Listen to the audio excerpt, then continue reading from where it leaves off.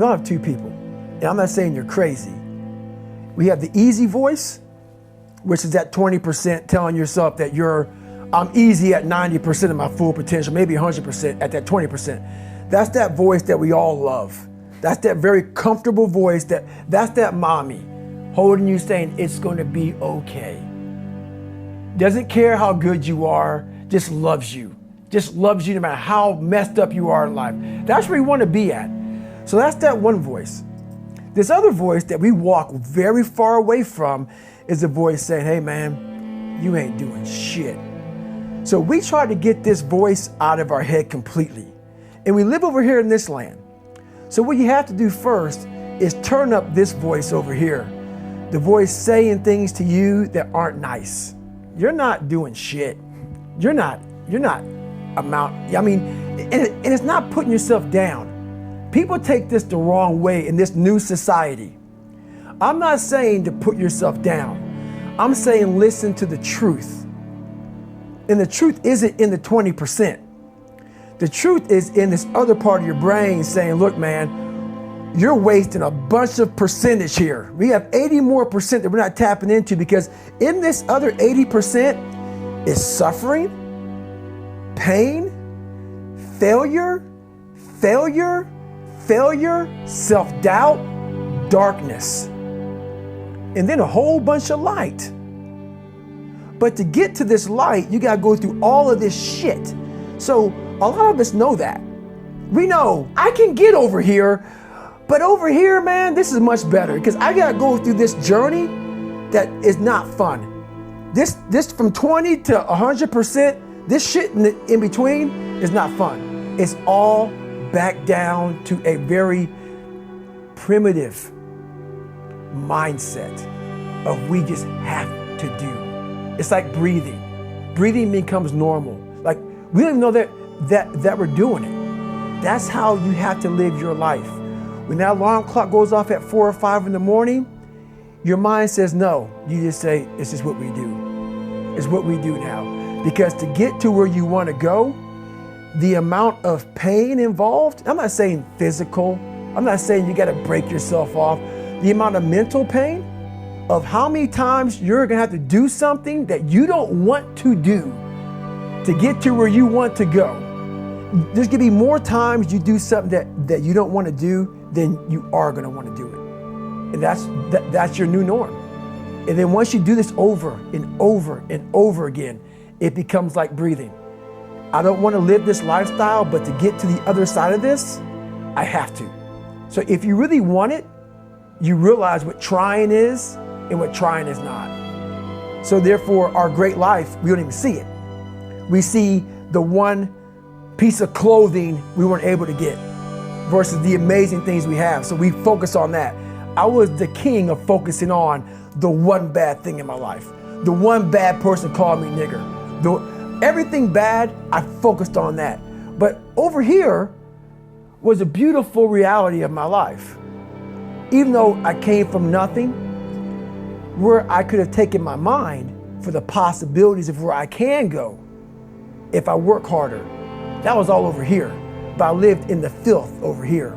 So what I think to myself is, are you in heaven? Am I talking to God or am I talking to the devil? Because I'm in hell now to see that was supposed to be my life, but because I didn't try hard enough, because I didn't put forth every single bit of an ounce of pressure in my body into being better, they ended up being a 300-pound guy that made $1,000 a month, and I was fine there. That was okay. So that's how my mind works. It works that way to see, where is this going to take me? What's the possibility? So we're all in a battle with our own brains. That's all life. of us. That's all life is. It's the most powerful thing in the world, is your own brain. It can work for you or against you. Before, so when I was 297, and I was all fat and out of shape, and I couldn't run a quarter mile, and I was drinking milkshakes and eating boxes of donuts, I visualized, man, how would it feel? So after I watched that show on Discovery Channel, for a brief moment, there was 22 guys that graduated. I watched this segment on TV about these guys going through Navy SEAL training.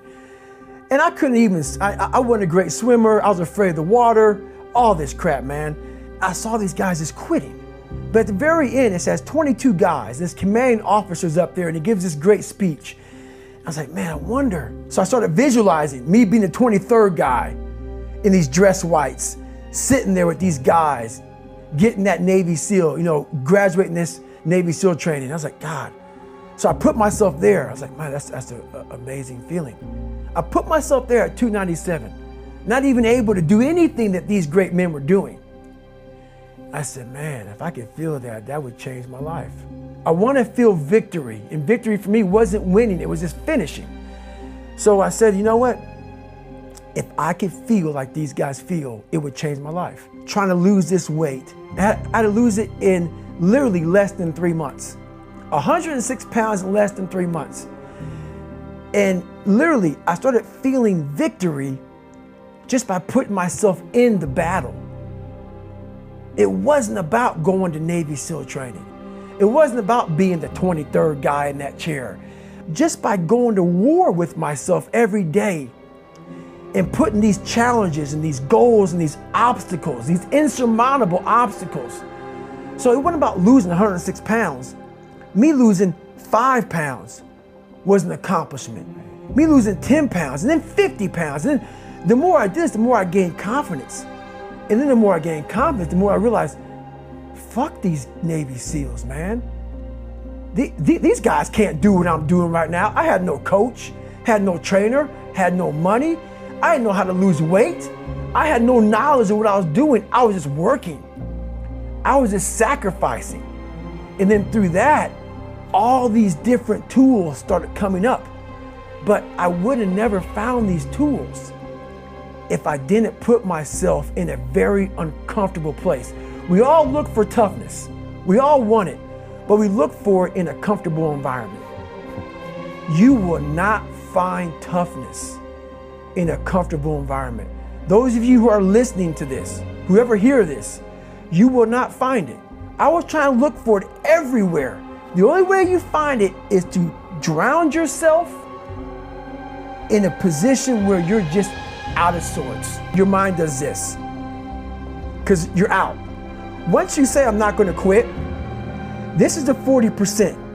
When you quit, your mind says, we're done. So it doesn't expand. There's no expansion when you quit. When you say, fuck you, this sucks, I'm drowning, I'm miserable, I'm suffering, I'm broken, but I'm not going anywhere. What happens to your mind is it does this. It says, fuck, he's not leaving. So we gotta expand. We gotta grow. We gotta figure this fucking thing out. So then these compartments in your brain start to they have to work. They have to work. And then you start to engage parts of your mind that you never engaged before. Your brain is the most powerful weapon in the world.